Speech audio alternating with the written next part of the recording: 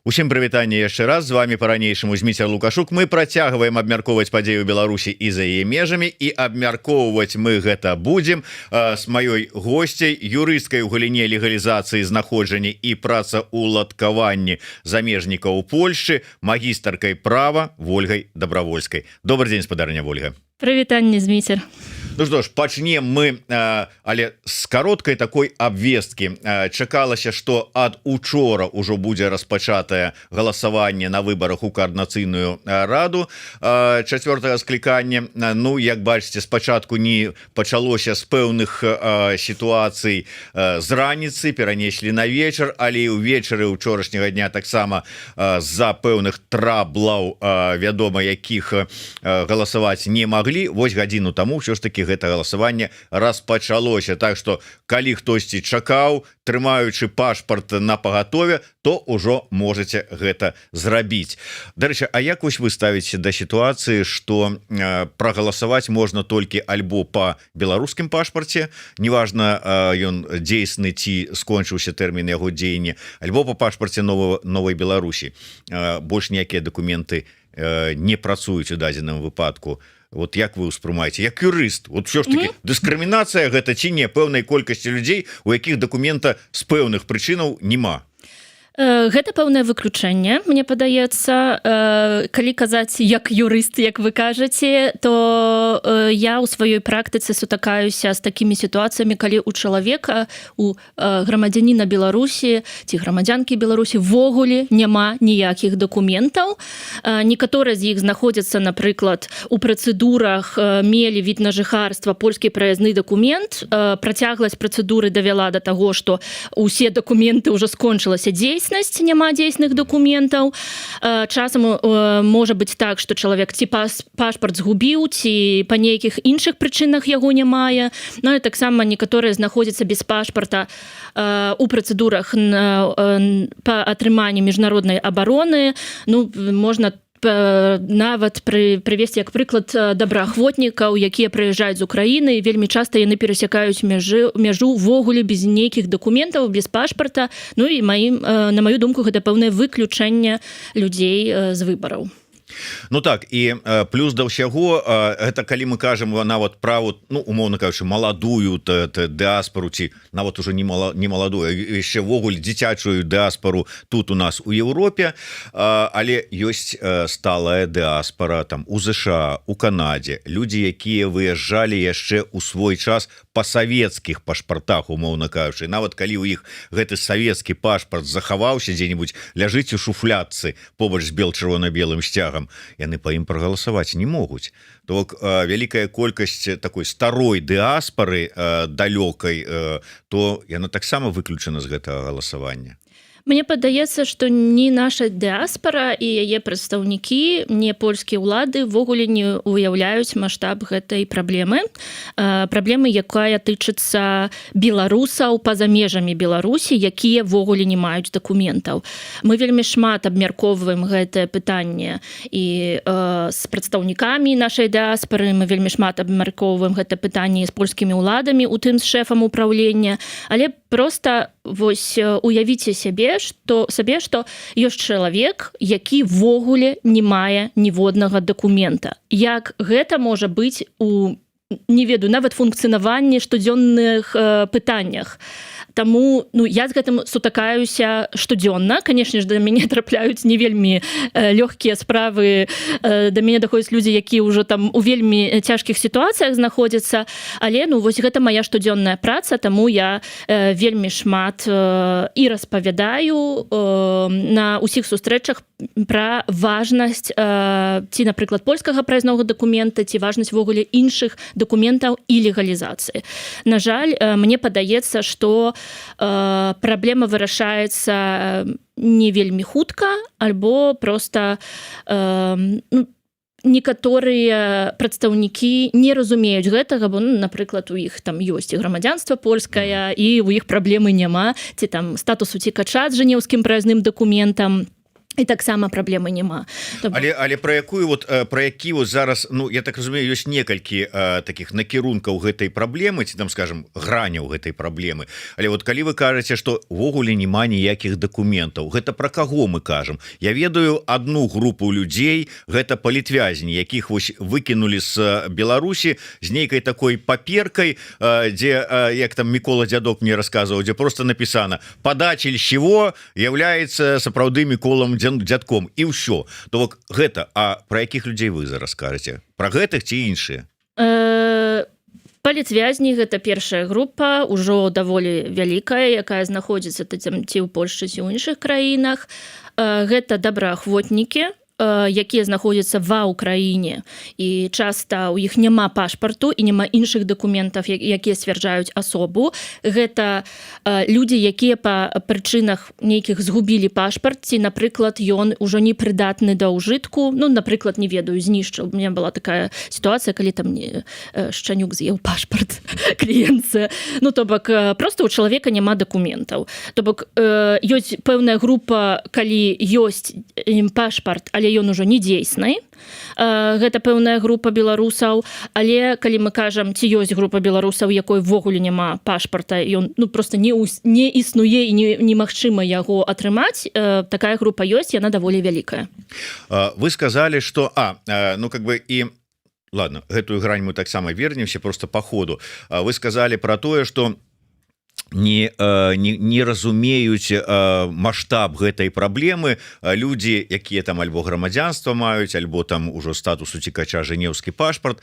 Усё ж таки про каго гэта размова? Гэта про палітыкаў, якія ну как бы не даганяюць узровень праблемы, гэта про чыноўнікаў мясцовых, ці вот ад каго залежыць вот вырашэнне гэтага пытання?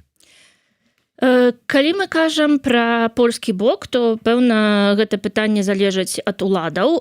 Яны пэўна не разумеюць гэтай праблемы, і вось толькі учора я таксама дасылала, бо шэф управлення па справах іншаземцаў мне казаў: ну распавядайце, сігналізуйце нам пра справы, калі вось бывае сітуацыя, што чалавек вельмі доўга чакае на адбіткі пальцаў, так што яго няма аніводнага ўжо дакумента, які пацвярджае асобу, і ён не можа уступіць у працэдуру па легалізацыі і змушаны ісці падаваць заяву на міжнародную абарону, ці ён хацеў, ці не хацеў, ці былі ў яго прычыны, ці не, вось ён змушаны. І шэф кажа: ну, немагчыма гэта, немагчыма. І вось я там амаль што раз у тыдзень дасылаю такую інфармацыю: вось глядзі, шэф, што чалавек там быў з дзейснымі дакументамі, падаў заяву пра від на жыхарства і чакаў месяцаў 9, напрыклад, і калі прыйшоў, у яго няма аніводнага дакумента. Ён не можа пацвердзіць сваю асобу, бо ўсё, дакументы, ўся дзейснасць скончылася. Я распавядаю пра гэту праблему ўжо амаль што 2 гады. На жаль, польскія ўлады кажуць, ці гэтай праблемы не існуе, ці так яна існуе, ну але тут, калі мы кажам пра такія праблемы, ну сігналізуйце нам, ці там няхай ідуць, падаюцца на міжнародную абарону. Хаця шэф уже апошнім часам кажа: хопіць, давайте уже легалізуйцеся трошкі і на віды на жыхарства. То бок, гэта першая праблема, якую не бачаць і не чуюць. Другая праблема, ну гэта нават некалькі месяцаў таму да мяне звярнуўся сенатар, былы міністр юстыцыі Адам Боднар, які пісаў такое запытанне да міністра ўнутраных справах, ну што ўжо адбываецца, чаму беларусам не могуць надаваць адпаведныя дакументы ў больш кароткі час, чаму польскі праязны дакумент усё ж такі на год. Я яму ўсё гэта растлумачыла ўжо, што вяду гэтую барацьбу 4 гады амаль што польскі бок кажа: так, будзем змяняць заканадаўства, будзем, гэта вельмі ўсё складана. І вось мы апошні раз былі з Пал Палычам Латушкам на сустрэчы з шэфам, і Пал Палыч кажа: ну вось калі вы можаце даць там, не ведаю, за 5 год, за 10 год? Ён кажа: не магу. Ну то бок, гэта мы працуем над гэтым, але калі скончацца гэтыя працы, і чаму яны такія складаныя, што гэта патрабуе ўжо некалькі год працы, Цяжка сказаць і адказаць, але я ведаю, што, напрыклад, іншыя арганізацыі, такія як Amnesty International, таксама вядуць размовы ці з пасламі, ці з сенатарамі на гэтую справу. Пал Палыч таксама на кожнай сустрэчы пытаецца, ці ёсць нейкая інфармацыя пра польскі праязны дакумент.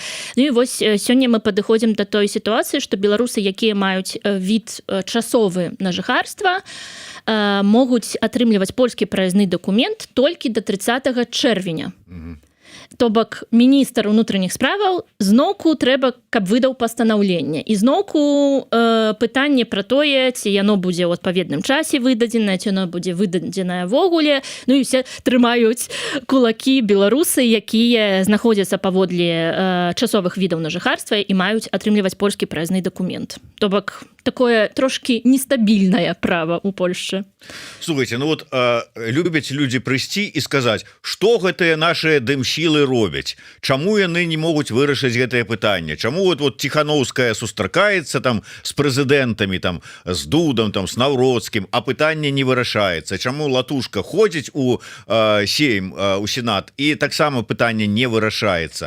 То бок вось вы таксама працуеце, вот вы кажаце, 4 гады б'емся ў гэтую сцяну, вы ўжо хадзілі і з шэфам ужонда сустракаліся, там як на там управленне па справах іншаземцаў, па справах іншаземцаў, і з дэпутатамі рознымі, сенатарамі сустракаліся.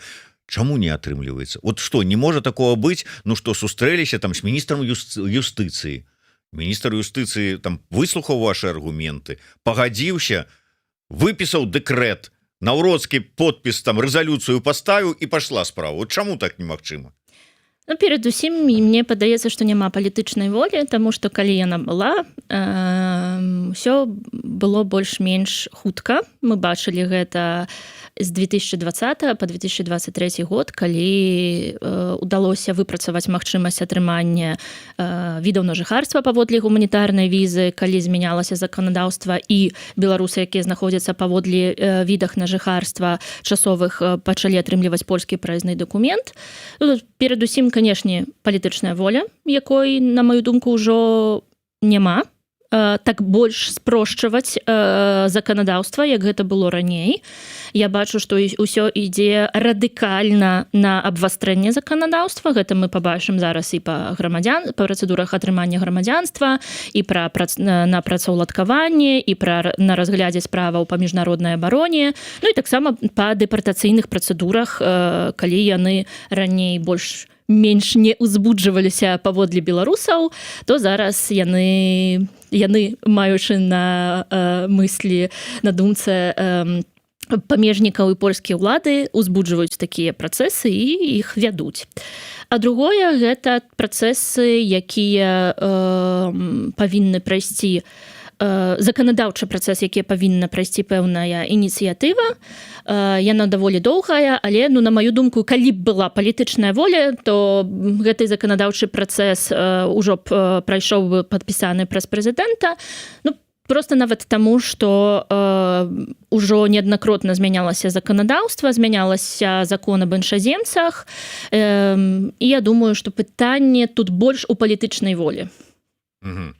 Вот чаму ж яе няма і чаму яна падчас сустрэчаў з лідарамі беларускіх дымсілаў ўсё ж таки неяк так не падвышаецца, ці дзе яна хаваецца. Але ўсё ж таки, я так разумею, ёсць выключэнні. Вы не далі, як учора, паведамілі пра тое, што пра сваю там чарговую перамогу, умоўна кажучы, а можа не умоўна, про тое, што вот вы вялі справу адной з незалежных беларускіх журналістак, я так зразумеў, журналістак, ну тут не суть важна, але што па выніку прынятага рашэння беларускіх незалежных журналістаў аднеслі ці прызналі пэўнай сацыяльнай групай. Не крыўдна гучыць. Ці наадварот? Наадварот. Патлумачце, што это азначае? Калі мы кажам пра працэдуру па міжнароднай абароне, вяртаемся да падставаў, бо мы з вамі вельмі шмат пра гэта размаўляем, але я думаю, што паўтарыць яшчэ не будзе цяжка, і таксама вельмі важна для людзей, бо гэта пытанне заўсёды з'яўляецца зноўку. Міжнародная абарона – гэта такая працэдура, такі юрыдычны інструмент, які дазваляе беларусам будзем пра беларусаў толькі зараз сказаць, якія не могуць вярнуцца ў краіну свайго паходжання, скарыстацца абаронай сваіх уладаў, яны могуць прасіць такую абарону ў Польшчы. І такая працэдура, міжнародная абарона, яна дзеліцца на два статусы. Гэта статус уцікача і дадатковая абарона. Яны, па маім меркаванням, вельмі розныя, радыкальна нават розныя, але галоўнае пытанне ў падставах. Калі мы кажам пра статус уцікача, гэта кажуць пра індывідуальны пераслед канкрэтнай асобы, і там ёсць 5 такія крытэрыі, якія два для нас вельмі важныя. Гэта палітычныя погляды і вось гэтая сацыяльная група. І такіх сацыяльных груп можа быць вельмі шмат. У Беларусі гэта ў асноўным такія уразлівыя групы. Гэта журналісты, адвакаты, якіх пазбавілі ліцэнзіі. Гэта былыя сілавікі, пра якіх мы ведаем, напрыклад, Белпол, якія адмовіліся выконваць нагады. Таксама гэта могуць быць там у пэўных сітуацыях жанчыны ці псіхолагі. То бок, калі мы працуем па справе па міжнароднай абароне, мы заўсёды павінны глядзець, ці чалавек, напрыклад, належаць да такой групы. І вось вельмі шмат год, ад 2020 года, беларусам часцей за ўсё надавалі толькі дадатковую абарону. Што такое дадатковая абарона? Гэта калі чалавек не спаўняе крытэрыі статусу уцікача, то бок у яго няма гэтых індывідуальных крытэрыяў, але ён не можа вярнуцца ў краіну паходжання, таму што там будзе пагроза яго жыцці і здароўю. І гэта прыклад такі, як, напрыклад, грамадзяне Украіны. То бок у іх няма індывідуальнага пераследу, яны могуць звяртацца да ўладаў сваёй краіны, напрыклад, атрымліваць пашпарты па-за межамі, але яны не могуць вярнуцца ў краіну, бо ідзе вайна. Таму усе беларусы, па маім меркаванням, павінны атрымліваць статус уцікача, бо ёсць пэўны індывідуальны пераслед. І вось з 2020 года мы змагаліся, каб такія групы прызнаваліся. Там гэта і, напрыклад, пытанне працоўнага руху, які быў даволі пашыраны ў Беларусі, гэта і пытанне сілавікоў, і адвакатаў, і вось незалежных журналістаў. І зараз ужо ў паняцце вось гэтай індывідуальнай групы дадалі незалежных журналістаў. То бок прызналі, што ёсць такая уразлівая прафесійная група у Беларусі, і такія асобы, калі складаюць заяву пра нададзенне міжнароднай абароны, могуць лічыць на атрыманне статусу уцікача, таму што яны прыналежаць да гэтай групы. Спадзяюся, не складана гучыць.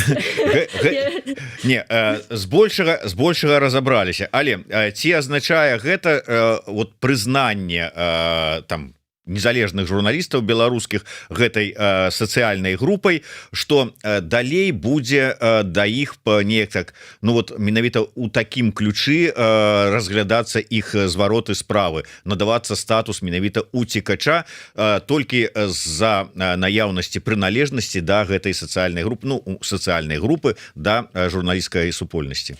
Канешне, такая справа, кожная справа, яна індывідуальна разглядаецца, і тут бярэцца пад увагу, якія былі абавязкі гэтага журналіста, ці ён пісаў артыкулы, ці ён вядзе праграму, ці ён там, не ведаю, на тэлебачанні штосьці распавядае, ці ён крытыкуе ўладу. То бок, канешне, проста быць журналістам, напрыклад, БТ, калісьці і адысці, гэтага недастаткова. Але пэўнае прызнанне, што ёсць такая прафесійная група, будзе прасцей даказваць, што гэта менавіта павінен быць статус уцікача, і што ёсць вось гэта індывідуальны пераслед. Для таго, чалавек, які зараз, умоўна кажучы, плануе падавацца на атрыманне гэтага статуса, для таго, каб ужо ён быў прылічаны, там, ці, скажем, пацвердзіць далічэнне да гэтай групы, яму трэба раздрукаваць нейкую паперку, ці гэта ўжо апрыоры ёсць там недзе ў сістэме, і калі ты пазначаеш там журналіст, там раз выскаквае, што яго разглядаць праз прызму вось гэтай датычнасці да пэўнай сацыяльнай групы. Так павінна быць, на жаль, так не мае. То бок, калі мы падаем заяву пра міжнародную абарону, гэта наша задача паказаць, ці ў нас ёсць апазіцыйныя палітычныя погляды, ці мы крытыкуем уладу. То бок, журналіст, калі дадае вось доказы па сваёй справе, трэба раздрукаваць там ці артыкул, напрыклад, калі нават падпісваўся калісьці сваім іменем і прозвішчам, гэта падкрэсліць, што глядзіце, я рабіў гэта публічна, ці дадаць нейкія відэазапісы, што, напрыклад, вёў нейкія перадачы, ці публічна выказваў сваю думку. То бок, канешне ж, гэта ўсё вельмі пашырана трэба разглядаць, але, напрыклад, нават калі мы кажам пра адвакатаў ці прадстаўнікоў працоўнага руху, якія таксама ўсё гэта рабілі, яны не могуць так проста атрымаць статус уцікача, іх рашэнне трэба абскарджваць, таму што яны атрымліваюць толькі дадатковую абарону. А калі мы кажам пра журналістаў, то пры добрым доказным матэрыяле, ну, напрыклад, у мяне апошнія некалькі месяцаў усе мае кліенты, якія з'яўляюцца незалежнымі журналістамі, атрымліваюць толькі выключна статус уцікача, то бок не было аніводнай справы, якая б скончылася атрыманнем дадатковай абароны. Канешне, мы паглядзім далей, бо яшчэ гэтых справаў даволі шмат, але я бачу, што ўжо нават на допыт выклікаюць, каб паглядзець, а можа, статус уцікача, і таксама дадатковыя дасылаюць пытанні, у якіх ужо пытаюцца, якія вашы погляды палітычныя, ці вы, напрыклад, падпісывалі сваім іменем і прозвішчам нейкія артыкулы, ці вы крытыкавалі ўладу і гэтак далей. То бок ужо больш дэталёва разглядаюцца справы, не проста дадатковая абарона і пакулечкі, а ўжо яны сапраўды аналізуюць справу пад контам статуса уцікача, і нават калі мы атрымліваем рашэнне іншых асобаў пра нададзенне міжнароднай абароны, то там пішуць, што статус уцікача можа атрымаць кандыдат на прэзідэнта, напрыклад, там розныя іншыя групы, і напрыканцы дадалі і незалежныя журналісты. То бок ужо ёсць падстава да таго, каб журналіст, які працуе і пра гэту працу ведаюць улады, мог у гэтым кантэксце спасылацца на тое, што ён прыналежны вось да такой прафесіянальнай групы. Ну, то бок, гэта зараз з'явілася такая сітуацыя. Я да чаго пытаюся? Ну, то бок, вы пра гэта паведамілі, што вот зараз, можа быць, зменіцца сама працэдура как бы разгляду гэтых справаў, і ёсць некалькі момантаў. Першы, тое, пра што вы самі сказалі, што шэраг усё ж такі людзей, якія мелі, здавалася б, усе падставы і з'яўляліся журналістамі, там мелі адпаведныя палітычныя погляды, выказванні, публікацыі і ўсё астатняе, яны атрымалі дадатковую абарону. Могуць яны зараз нейкім чынам ўсё ж такі вярнуцца да пераразгляду сваёй справы, ну, калі будзе такое жаданне, каб ўсё ж такі ад дадатковай на статус уцікача. Ну, і тыя, хто ужо падаўся там пэўны час таму, зараз вот справы падтрапілі пад гэтую замарозку разгляда, і адпаведна, ну, пададзены табылі, замарозілі, яны трапляюць пад гэтую таксама вот как бы такую працэдуру разгляда ці не? Добра, разглядзім першае пытанне. Першае пытанне такое. Меня уже пісалі журналісты, яшчэ не паспела ўсім адказаць, але, на жаль, не. Калі ўжо правамоцнае рашэнне ёсць па справе, ну, трэба было абскарджваць у тэрміне 14 дзён. То бок, тут вельмі цяжка будзе узбудзіць паноўна справу, таму хутчэй не, чым так. Это по тым, хто атрымаў дадатковую... Атрымаў некаторы час, не ведаю, 5 год таму, і ўжо, думаю, лепш сканцэнтравацца на пастаянным відзе на жыхарства, атрымаць яго. Канешне ж, заўсёды лепш мець статус уцікача, бо гэта ежанеўскі праязны дакумент і доступ да судовай сістэмы, но але правілам ёсць так, што трэба такія рашэнні проста абскарджваць у тэрміне 14 дзён, калі ёсць такая магчымасць. Бо пасля, ну, тут вельмі цяжка будзе распавесці, як гэта робіцца, але взновення паступавання гэта вельмі складаная справа.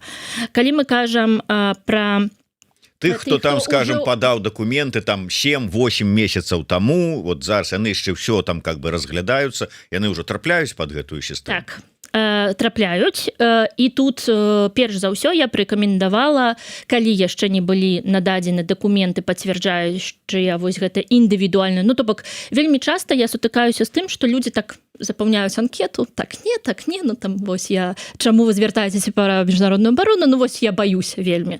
Анкета запаўняецца вельмі дэталёва. Распавядаюцца усе важныя абставіны, і таксама, калі мы хочам, каб нас усё ж такі узялі пад гэту прафесійную групу, ну трэба ж распавесці, што мы робім, як мы робім, якія ў нас абавязкі, ці крытыкуем мы ўладу, ці не крытыкуем. То бок, канешне, што важна, што журналісты могуць атрымліваць статус уцікача, таму што ўпраўленне зараз разглядае іх справы пад контам вось гэтай сацыяльнай групы. Але гэта не пазбаўляе адказнасці самого заяўніка пра тое, каб надаць адпаведныя доказы да справы. Так, ёсць пытанне. Ну, па-першае, тут піша чалавек пра тое, што калісьці я дабівалася, каб Аліна Харысава стала пастаяннай эксперткай Еўрарадыё. Дарэчы, Аліна Харысава ёсць цяпер пастаяннай эксперткай Еўрарадыё і будзе сёння ў нас в эфіры.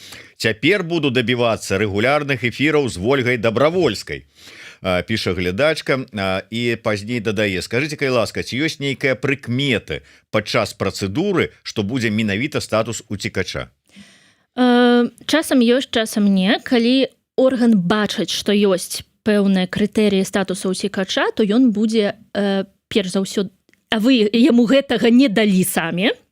Чаму справы могуць вельмі доўга разглядацца, і вось у меня апошняя справа разглядалася вельмі доўга, таму што калі вы не дадалі доказаў, не паказалі вось гэты індывідуальны пераслед, то орган будзе вас выклікаць на допыт, гэта ўжо вельмі часта здараецца, а таксама дасылаць новыя пытанні, каб трошкі вас падвесці па гэтый статус уцікача. Таму, калі у вас ёсць жаданне, возьміце ініцыятыву ў свае рукі і проста прыкладзіце дадатковыя доказы, якія паказвалі індывідуальны пераслед.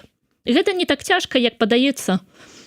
Ну так, сапраўды. Ну, калі раней, я зараз у сувязі з гэтай вось замарозкай тэрмінаў разгляда не ведаю, як раней было так, што калі за 3 месяца прымаюць рашэнне, значыцца дадатковая абарона. Калі 3 месяца прайшло, рашэння няма, то хутчэй за ўсё ідзеш на статус уцікача. У мяне ёсць і кліенты, якія статус уцікача атрымалі за 1 месяц, але, ну, канешне ж, гэта была палітычная воля значна раней, і зараз справы вельмі грунтоўна аналізуюцца, таму яны трываюць даволі доўга.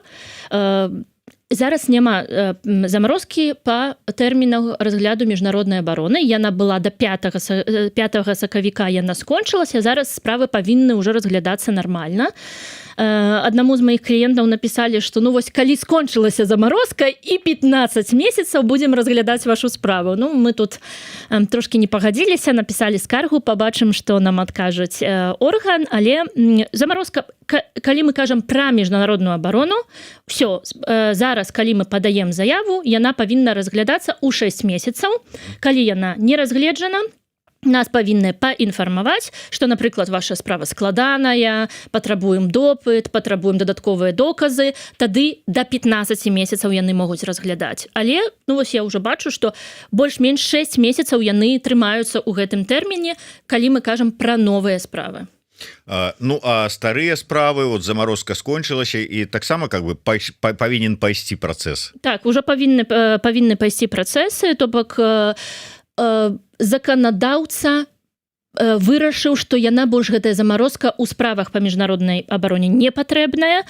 З таго, што мы бачым, меншая колькасць заяваў на міжнародную абарону складаецца, і таму ўжо павінна быць трошкі лепш сітуацыя. Таму калі хтосьці чакаў, калі скончыцца замарозка, хацеў падаваць заяву пра нададзенне міжнароднай абароны, то гэта можа быць добрым часам зараз.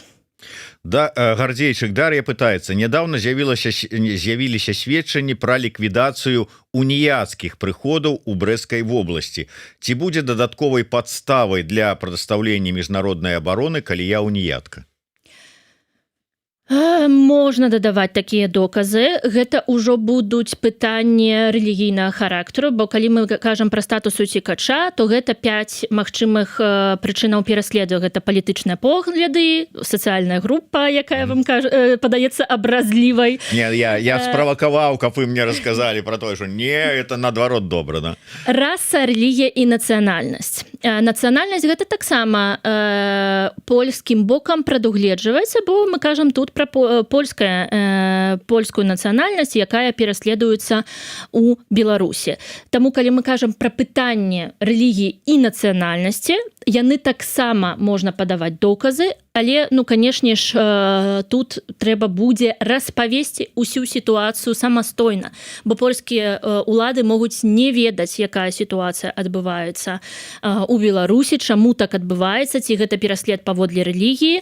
Таму чалавек, які заяўнік, павінен вельмі падрабязна пра гэта распавесці. Дарэчы, пра дадатковыя падставы. Днямі, апісваючы там нейкія там свае падарожжы ў ЗША, былая апазіцыянерка, зараз пра лукашэнкаўская канструктыўная апазіцыя ў выглядзе Ганны Канапацкай, напісала пра тое, што увогуле вот вас там этих вот з'ехаўшых хуткім часе не здзіўлюся, калі пачнуць пазбаўляць грамадзянства беларускага, маўляў, а адпаведныя неабходныя змены у ці то ў канстытуцыю, ці то ў іншыя заканадаўчыя акты ўжо раней былі ўнесеныя, так што не здзіўляйцеся. Сітуацыя, калі сапраўды, а мы ўжо не как бы раней пэўны час таму, гледзячы, як спрабуе адпомсціць рэжым нават тым, хто з'ехаў з краіны, аналізавалі і не выключалі такой верагоднасці і магчымасці. Вось у гэтай сітуацыі гэта спрашчае атрыманне нейка легалізацыйных працэсаў праз праходжанне іх, нейкага атрымання нейкага статуса, можа дапамагае ў атрыманні, ну я не ведаю, там калі не грамадзянства ўжо адразу, то там, скажем, там іншых таких там ўжо не часовага, а віда на жыхарства ўжо сталага. Не хочацца, канешне, падказваць беларускім уладам, як яшчэ можна рэпрэсаваць сваіх грамадзян. Ну, перадусім трэба сказаць пра тое, што паводле права гэта, паводле міжнароднага права, бо гэта будзе парушэннем, бо не можна пазбаўляць грамадзянства, калі б гэта прывяло чалавека да ввогуле не мення аніводнага грамадзянства. То бок, калі чалавек мае іншае грамадзянства, то тут парушэнняў не будзе. То бок, яго могуць пазбавіць беларускага грамадзянства, але ён мае іншае. Калі мы кажам пра пытанне легалізацыі ці працаўладкавання, то мы вельмі моцна пры зменах заканадаўства клалі націск на тое, каб гэта былі грамадзяне Беларусі. Напрыклад, пры спрашчэнні працаўладкавання беларусы могуць атрымліваць так званае освядчэнне, то бок гэта такое дазвол на працу, які можна атрымаць за 7 дзён. І там напісана, што гэта могуць атрымліваць грамадзяне Беларусі.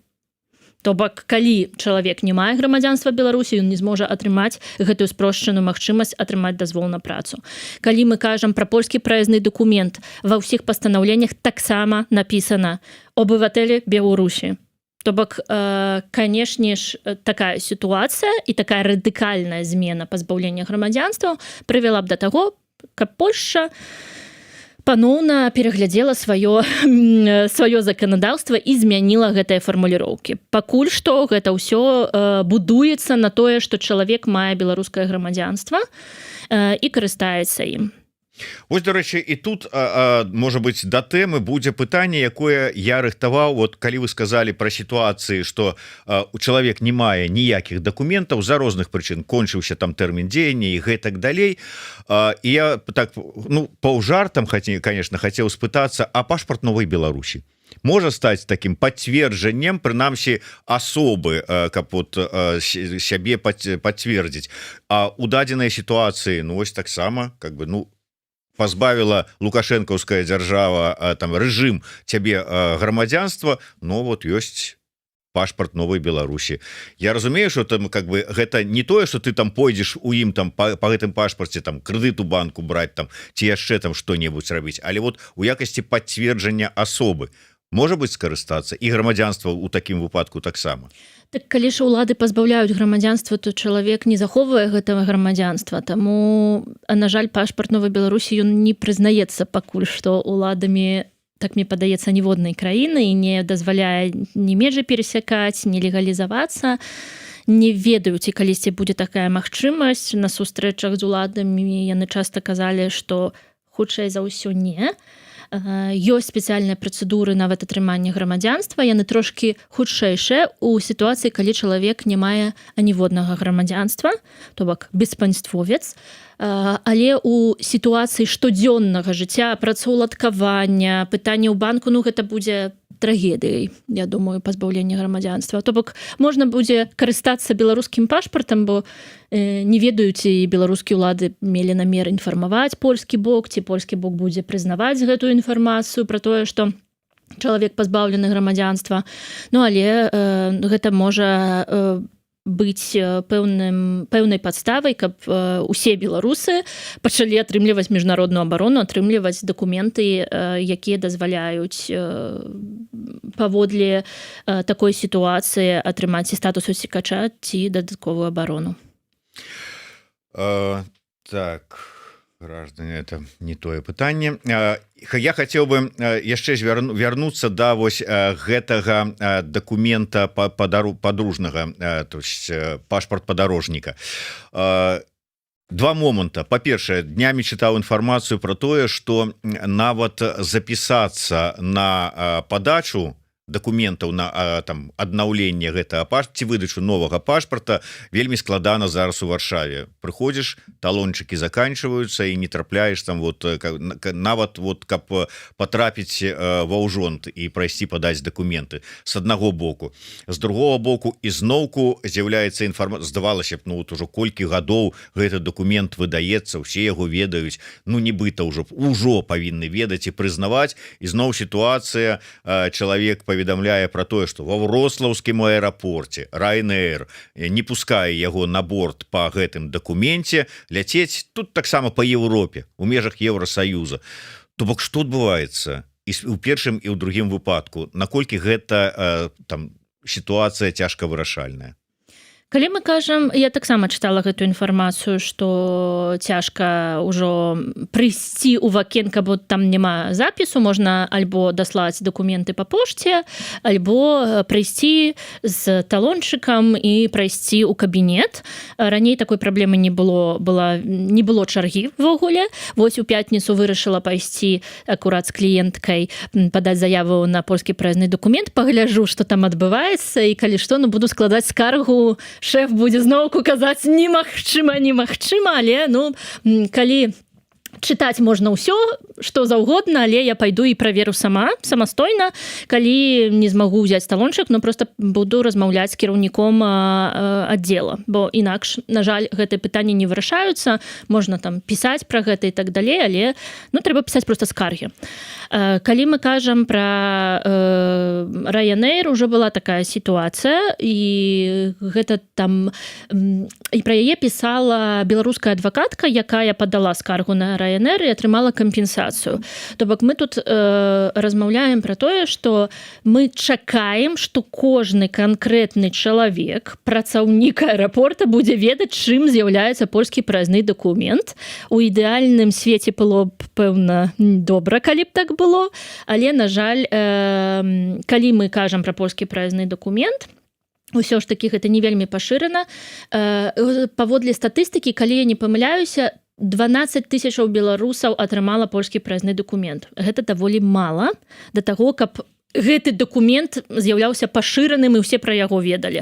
Мы нават бачым такія сітуацыі з жэнеўскім праязным дакументам, калі яны кажуць, і што гэта вы мне даеце? Я не ведаю, што гэта за дакумент. Таму, калі я заўсёды кажу кліентам, што калі мы хочам падарожнічаць, мы адказныя самі за сябе, мы пішам у аэрапорт і кажам, у мяне вось такі дакумент, вось інтэрпрэтацыя міністра, вось паглядзіце паводле закона, ён выдаецца польскімі дзяржаўнымі органамі. Канешне, гэта складана, але, на жаль, гэта трэба рабіць, і калі мы так зробім 10-100 разоў, то кожны працаўнік будзе пра гэта ведаць. Вось інакш я не бачу, апошнім часам я нават зноўку бачу з боку памежнай службы. Я была на дзеяннях, якія былі звязаны з дэпартацыяй грамадзяніна Беларусі, і мы там трошки смяяліся з гэтымі памежнікамі, там, што яны так радыкальна дзейнічаюць, там вельмі хутка зараз, яны кажуць, ну так, і я кажу, ну вось глядзіце, там грамадзяне Беларусі, асцярожна трэба вельмі гэтыя справы разглядаць. Канешне ж, калі чалавек перабывае нелегальна, то яны вымушаны штосьці з гэтым рабіць, але вельмі з асцярожнасцю яны кажуць, ну калі б мне трэба было ехаць дадому, у мяне б з гэтым праблем не было. Я кажу, а вы жывеце ў дыктатарскім рэжыме, дзе б'юць па спіне палкамі вас? Ён кажа, ну не. Я кажу, ну а што вы ведаеце пра Беларусь? Ён кажа, ну там уже все стабілізавалася, у вас там усе палітвязні уже выйшлі, вось падшобута выпусцілі, ну а што яшчэ? Все добра, ну уже амерыканскі прэзідэнт да вас ездзіць. То бок мы не можам лічыць на тое, мы, перш за ўсё, варта памятаць, мы беларусы, іншаземцы у іншай краіне. Мы не дома. На жаль, але так гэта выглядае, гэта рэчаіснасць. І нам трэба за сябе паклапаціцца. Не трэба думаць, што хтосьці там польскія ўлады, нейкі памежнік ці там працаўнік аэрапорту пра нас паклапоціцца. Мы павінны пра сябе клапаціцца. І па-другое, ну гэта наша супольная адказнасць, гэта не толькі там ці офіс Святланы Ціханаўскай, ці Вольга Дабравольская, ці Павел Латушка, ці хтосьці яшчэ павінен гэта рабіць. Кожны, гэта справа кожнага рабіць так, каб польскі дакумент быў больш пашыраны, распавядаць пра яго, там, не ведаю, ці прыносіць інтэрпрэтацыю, ці прыносіць закон. І перадусім заўсёды правяраць, а ці мы можам з гэтым дакументам паехаць у нейкую краіну, і перадусім дасылаць гэтую інфармацыю, напрыклад, у аддзел, які займаецца пытаннямі кансументаў. Можна таксама у дажэчніка прав кансументаў звярнуцца, ён таксама зоймецца гэтай справай. Ну, але, на жаль, я не бачу... Гэта моя праца ўсё маё жыццё. Калі б было б так проста вырашыць вось так нейкае пытанне, яно б так вырашалася. Але, ну, пакуль я буду мець працу у праваабароне, я думаю, ну, свет не ідэальны проста. Ну і на завяршэнне пра палітычную волю і пра все ж таки легалізацыю. Мы чакаем, што бліжэйшым часам Джон Коул ізноўку прыедзе ў Мінск, што дзякуючы гэтаму ізноўку з турам выйдуць беларусы. Не выключаем таго, што частка з іх будзе пакінута ў Беларусі, частка ізноўку будзе выкінута з краіны. І у такой сітуацыі як там палітычная воля і ўсё астатняе, калі яны будуць патрапіць у Польшчу, ці ёсць гарантыя, што ўсё ж таки легалізацыйныя працэсы ў дачыненні да іх пойдуць як трэба, прычым хуткімі тэмпамі, без всякіх там замарозак і ўсяго астатняга? Пытанне ў тым, што кожная справа па міжнароднай абароне разглядаецца індывідуальна. Нават калі людзей выкінулі, як вы кажаце, і гэта праўда, разам, кожная справа, і іх не разглядаюць групай, іх разглядаюць індывідуальна. І кожная справа гэта і верыфікацыя памежнай службай, і паліцыі, службай унутранай бяспекі, гэта і асабістыя доказы, гэта і сацыяльная дапамога, гэта вялікі складаны працэс міжнародная абарона. Мы бачым, што ёсць палітычная воля прымаць былых палізняволеных, яны атрымліваюць уже рашэнне. Ну, некаторыя пішуць да мяне, што а чаму гэтыя першыя атрымалі, а я яшчэ чакаю. Ну, вось гэта пра тое, што, канешне ж, кожная справа будзе разглядацца індывідуальна.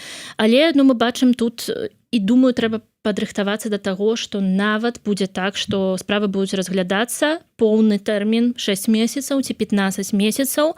І, ну, тут скардзіцца, думаю, не варта, бо ўсё ж такі гэта сапраўды складаны працэс, і трэба даць таксама час органу, каб яны вельмі дэталёва разглядзелі. Таксама тое, што казаў шэф неаднакратна на сустрэчах нашых апошніх, гэта тое, што вы самі не ведаеце, хто сярод тых людзей можа прыехаць, і гэта ўжо Польшча адказная за тое, каб людзі, якія не патрэбна, каб былі ў Польшчы па прычынах таго, што яны супрацоўнічаюць з беларускімі ўладамі, з'яўляюцца шпіёнамі, яны не атрымалі статус міжнароднай абароны і не былі сярод актывістаў нашай дыаспары. Я думаю, што гэта вельмі важная прычына, па якой справы разглядаюцца даволі доўга. І думаю, што гэта будзе больш пашыраная практыка. Бачу па справах, што службы бяруць сабе больш часу, і там ва ўсіх справах і від на жыхарства, і грамадзянства, і міжнародная абарона, но бо з'яўляюцца пытанні, а ці ўсе гэтыя людзі, яны такія, як дэкларуюць, так? І тут уже пытанне польскай бяспекі, яно даволі важнае, пытанне бяспекі польскага грамадства. Таму, калі мы кажам пра пытанне міжнароднай абароны, гэта ўсё вельмі індывідуальна. Ну так, да, агентура і маргінез ніякай дзяржаве на сваёй тэрыторыі не патрэбная. Ну што ж, будзем развітвацца. Раней, прадстаўляючы нашу госцю, я заўсёды казаў кіраўніца юрыдычнага аддзела Цэнтра беларускай салідарнасці. Пэўны час ужо яна не з'яўляецца кіраўніцай, ввогуле такой вот, а яе аддзела у Цэнтра беларускай салідарнасці нема за, я так разумею, найперш фінансавых прычынаў, ну але патрэбы беларусаў не зніклі, не скончыліся у вось менавіта юрыдычных кансультацыях па дапамозе, падтрымцы, і таму ўсё-таки ёсць спадзяванні, што вернецца, адновіцца праца юрыдычнага аддзела, таму што вось піша Мутабор 11, як звязацца са спікеркай. Раней бы я сказаў, пішыце ў чат-бот Цэнтра беларускай салідарнасці, там юрыдычнага аддзела, а зараз вот як, што? На жаль, калі мы кажам пра працу юрыдычнага аддзелу ЦБС пад маім кіраўніцтвам, я не думаю, што яна адновіцца. Нам не ўдалося працягом года яго аднавіць, і людзі, я збірала юрыстаў, усе з мяне смяяліся, расейскамоўных юрыстаў па ўсёй Польшчы, і там гэта было 6-7 юрыстаў, вельмі прафесійных, з адукацыяй, са статусам ці адваката, ці прававога дарадцы, але, на жаль, усе гэтыя людзі пашлі на працу, ім трэба таксама жыць. Зараз я не бачу магчымасці аднаўлення працы юрыдычнага аддзела.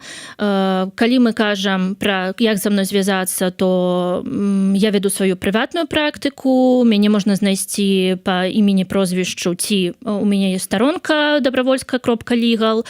Калі вы знаходзіцеся ў цяжкай фінансавай сітуацыі, то таксама можна звяртацца ў іншыя праваабарончыя арганізацыі. Гэта і Польскі форум міграцыйны, Асацыяцыя прававой інтэрвенцыі, Хельсінскі фонд па правах чалавека. Гэта вялікая колькасць гэтых арганізацыяў, якія дапамагаюць бясплатна. Таму можна таксама у Гугле проста спраўдзіць, ці там чат-GPT дапаможа знайсці гэтыя арганізацыі, іх даволі шмат у Польшчы. Нават ёсць кансорцыум, там больш за 50 арганізацыяў, якія па ўсёй Польшчы. Таму, канешне, калі вы знаходзіцеся ў патрэбе, звяртайцеся, калі ласка, у праваабарончай арганізацыі. Дзякуй вялікі. Ну а я нагадаю, што у нас у эфіры была магістарка права, юрыстка ў галіне легалізацыі знаходжання і працаўладкавання замежнікаў у Польшчы Вольга Дабравольская. Дзякуй вялікі, спадарыня Вольга. Да сустрэчы. Заставайцеся у вось гэтым полі ўсё ж такі дапамогі людзям. Без гэтага ніяк. Па-ранейшаму, на жаль, у такой сітуацыі жывем. Будзем старацца. Дзякуй. Да сустрэчы. Жыве Беларусь. Жыве вечна.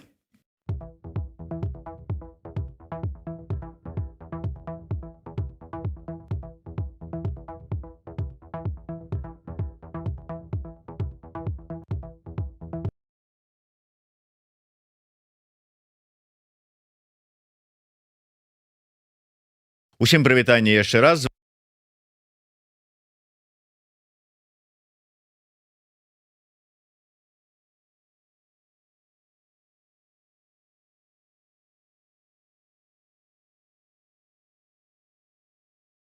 Якія дакументы